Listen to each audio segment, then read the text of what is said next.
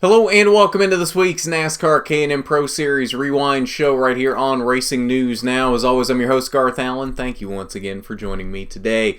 If this is your first time catching a Racing News Now video, consider going down below to hit that subscribe button and ring the bell for notifications so you don't miss a thing going forward from R&N.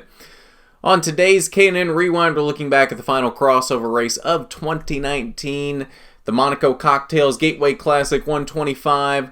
Supposed to be 125 laps, but it also had a timing factor where we did not make it to 125 laps because of all the cautions we had. 156.2 miles around the mile and a quarter Worldwide Technology Raceway at Gateway in Madison, Illinois. So we ended up having 7 caution flags in this race for a total of 32 laps, and that's really what brought the timing factor into this race. It was 125 laps or 90 minutes, and we ended up hitting that 90-minute mark at lap 98. And I believe, I never saw anything confirmed on this, but I'm pretty sure the timing factor had to do with IndyCar had a set start time later in the evening, and they didn't want to delay the IndyCar race by having the K&N race run long. I believe that was the reason for the timing factor, and that's why we ended up having to cut the K&N race short. It was a good race, though. We had a lot of stuff happening in this race, a lot of drama happening with the point situation. Brittany Zamora blew 2 engines in one day, blew 1 in qualifying, didn't even make a qualifying lap, and then she ended up getting 27 laps into this one and blew another engine. So that Bill McAnally racing team, going to have to look back and see what the issue was there. But 2 engines in one day, especially in one car, not a good thing. So, for the caution flags, first one came very early on lap number 1 as we started off with a multi-car incident in turn 3 on lap 1. Didn't even make it around to start the second lap as the 1 of Max McLaughlin, the 2 of Ruben Garcia, and the 15 of Tanner Gray all got together in turn 3. This would be the end of Max McLaughlin's day. Felt like he had a fast car on the day, felt like he possibly had a race-winning car, and unfortunately never ended up being able to show that in this race, not even completing 1 lap. Lap 10 very quickly after that, another incident as the 9 of Trevor Huddleston's engine blew in turn 4. This would make a big impact on the K&N West standings, as we will see here momentarily. Lap 29, the 99 of Brittany Zamora, that's when her engine blew in turn 2. Lap 47, the 15 of Tanner Gray wrecks in turn 3. Then we had our break for pit stops at lap number 66. Lap 81, the 19 of Haley Deegan spun in turn 3 after contact with her teammate Derek Kraus. Took a little bit here. I believe the contact was in 1 and 2, and then we got around to 3. And she had a tire rub from that incident with Kraus, and that's what sent her spinning in 3. Lap 93, final incident of the day. This would set up a green-white checker finish to decide it as the 36 of Josh Finopoulos blew his engine in turn 4. 3 leaders in this race with 2 lead changes. Chase Cabry led the first 67 laps from the pole, his 3rd pole of the season, and definitely showed early on that he had the fastest car in this race. Unfortunately, after that break for pit stops, he had electrical issues and unfortunately would not be able to was able to continue, but ended up having to bring it back to pit road and ended up several laps down by the time they got those issues fixed. And unfortunately, definitely not the finish that 4 team was looking for, especially trying to claw their way back into the championship fight. Definitely not what they were looking for in this one. Sam Mayer, though, Cabry's championship rival, took over the lead when Cabry lost it, led for the next 28 laps, lap 68 to 95. Then we had that green-white checker restart, and Sam Mayer was not able to hold on to the lead. Spencer Davis takes the lead on lap 96, leads the final 3 laps, and takes his first victory in 3 years in the NASCAR K&N Pro Series. After losing it very late in Bristol last week, it was really cool to see Davis be able to fight his way back and get this win for Rhett Jones Racing in Gateway. Derek Kraus came home with a strong 2nd place finish. David Gilliland subbing for Ty Gibbs. Ty Gibbs was supposed to be in the 54 car this week, and David Gilliland ends up subbing for him in that ride. Sam Mayer running second on the final lap, slipped up in 3 and 4, and Krause and Gilliland got by him on the last lap. Mayer fell to 4th. Not quite as many points gained on Chase Cabre in this race as he would have liked, having lost those last couple of spots on the last lap, but still a good points day overall for Sam Mayer. And Parker Retzlaff with a strong top 5 finish in that 74 car for Visconti Racing. Real good run for them this week. Rest of your top 10, Ruben Garcia, Jagger Jones, Colin Garrett, Haley Deegan, and Todd Souza. Deegan got the free pass on that final caution there and was able to gain a couple of spots over those final couple laps, fight her way back into the top 10, salvage as many points as possible. Still losing points to her teammate Krause this week, but definitely able to make up a few with that 9th place finish. 11th through 19th, final page here, Chase Cabre was able to bounce it back to a 13th place finish, but 7 laps off the pace in 13th. Definitely not what he was looking for when, especially early on, it seemed like he had the fastest car in the field. It does dig him a bit of a hole here with only 2 races left in the K&N East schedules. We'll see here when we get to the points. Not looking great for Chase Cabre to be able to fight for that championship here in the last couple of races. Tanner Gray, after his wreck on lap 46, came home in the 15th position. Brittany Zamora, after her engine issues, 16th on the day, only completing 27 laps. Trevor Huddleston only made 10 laps before his engine let go. That really shakes up the points in the K&N West. Remember, he came into this race second in points after winning at Evergreen last week. 18th on the day for Trevor Huddleston.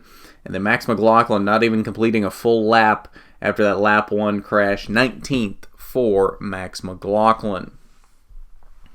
So that's your results from the Monaco Cocktails Gateway Classic 125. Working on a Spencer Davis interview. Not 100% sure when that's going to happen, but pretty sure it is going to happen. So, if you're not already subscribed, make sure you are subscribed. You got that bell rung so you know when that goes up. If you're watching this after it's gone up, it will be linked down below in the description. But if it's not up yet, you need to make sure you're subscribed and your notifications are turned on. That way you know when that goes out. So let's take a look first off at the K&N East standings, of course, because this is a crossover race that affects both the East and the West standings.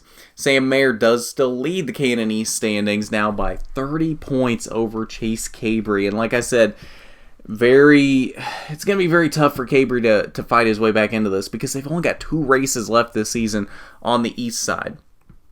We're going to go about a month here, September 21st to the second Loudon race, and then we end the season October 4th at Dover. Those are the only 2 East races remaining, and 30 points is a lot to make up in 2 races, especially as strong as Sam Mayer has been. It's going to be tough for Cabre to fight his way back into this. Spencer Davis, though, leapfrogging his way into 3rd this week, up 2 spots to that 3rd position. 43 points off the lead. Tanner Gray stays stationary in the 4th spot, 51 back. And Max McLaughlin holds down the 5th position this week. He drops 2 to that spot after his lap 1 crash. 53 points back now for Max McLaughlin. He had slowly been chipping away and trying to get his way back into that points battle. I think it's all but over for him at this point. I guess mathematically he's not out of it. Maybe he is at this point. I think actually probably mathematically is out of it. I think, honestly, mathematically, your top 3 are your only ones that really are mathematically in it. Spencer Davis, realistically, is probably out of it. At this point, it's really between Mayer and Cabre. And Cabre's so far back that realistically it's going to be very tough for him to win this championship at this point. Not impossible, but definitely very tough to do in 2 races. Although, remember, he did win the first race this season at Loudon. So, it's not out of the realm of possibility that Cabre could sneak his way back into this, but it's going to take some bad luck on Mayer's part for it to happen. So now let's switch over to the K&N West standings for 2019 following this race in Gateway. And it looks very similar here on the west side right now. Derek Kraus, of course, does still lead, but it's 29 points over Hailie Deegan, who has moved back into the second spot. Jagger Jones up one to the third position as Trevor Huddleston falls back to fourth. We have a very tight battle here for second, though, as Derek Kraus slowly pulls away in the championship hunt here. The West, though, they've got a few more races left than the East does. They've still got 4 races left for this season. Meridian on September 28th, Roseville October 12th, Bakersfield October 26th, and Phoenix on November 9th. So they've still got a few races left on that K&N West side to decide things. A few more races for things to change here. So I wouldn't say anybody in this top 4 is necessarily out of it yet. Again, it's going to take some bad luck on Kraus's part in these final 4 races for any of them to get back into this. But they're definitely not out of it just yet. And remember, Hailie Deegan did win at Meridian last year. So I wouldn't put at least one more win out of the realm of possibility for her this season. I definitely wouldn't count her out. And then those Sunrise Fords, of course, are always fast every week. So with Trevor Huddleston already having 2 wins this season, Jagger Jones definitely could sneak in and get a win. These guys definitely aren't out of it. And it's only 5 points between Hailie Deegan to Trevor Huddleston now, second to fourth. So all 3 of them, even if they don't make it up to Derek Kraus, this is probably going to be a very exciting battle for second in the points as we get down through these final 4 races of the season. Brittany Zamora still holding down that 5th spot, but now she only sits 7 points up on Todd Souza. So pretty good battle here for 5th as well, shaping up between Zamora and Souza as we get down into the final races of the season. But that is your point standings for both the K&N East and West following the Gateway Classic, and I believe that'll do it for us on this K&N Rewind. Unfortunately, not going to be an Xfinity Rewind this week, just with how the work schedule, the day job's working out. I don't have time for it, unfortunately. I wish I did. I really was planning on doing it, and it's not going to happen, unfortunately. So I do apologize for that. Should be a Truck Rewind going up either late tonight or tomorrow for their race today at Mosport. That race probably going on about the time this gets uploaded. So a couple things going up this weekend. A bit of a slow weekend as it is an off weekend for Cup and ARCA, but they are both back next weekend. Throwback weekend at Darlington next week for Cup and Xfinity, and then of course ARCA is at DuQuoin. K&N does have the week off as well as Trucks, so do have a few things going on next weekend for you, and we will be at DuQuoin giving you the action from DuQuoin. So definitely keep an eye out for that. Lots of stuff coming up here in the next week, and of course diecast review coming up on Wednesday as normal. So if you haven't done it already, you need to go down below, hit that subscribe button, ring the bell for notifications so you don't miss a thing going forward from RNN. While you're down there, why don't you hit that big thumbs up button if you like the video. It is much appreciated when you do. But at that, this has been the NASCAR K&N Pro Series Rewind Show. I'm Garth Allen for Racing News Now.